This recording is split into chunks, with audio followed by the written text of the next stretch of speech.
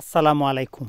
আমার এইখানে হচ্ছে ইয়ালাহি কারখানা। দেখেন এগুলা দেখতে কি বোঝা যাচ্ছে। এগুলো হচ্ছে আমি একবারে ফ্রেশ ফল ফাটাইছি। তারা তেল বাইর করিয়া যে সরিডে যেটা সুবলাডা, হ্যাঁ সরিডা আমার কাছে আবার ফাটাইছে। এইগুলা গাছের গুড়ির মধ্যে দেওয়া হইব, দিলে ফচ্ছে সার হইব। এই গাছে এইগুলা খাইয়া আবার ফল দিব।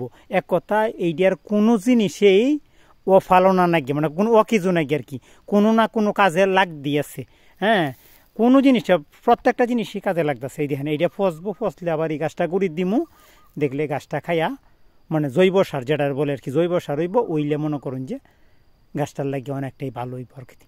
ওই গাছটা যখন বুড়া হয়ে দেবো, ওই গাছটা কাইটে এইখানে কাইটে কুচি কুচি করিয়া মাটি দেওয়া হইব, পরে সাইডে যে গাছটা লাগাইব, তারপরে ওই গাছটা খাইব।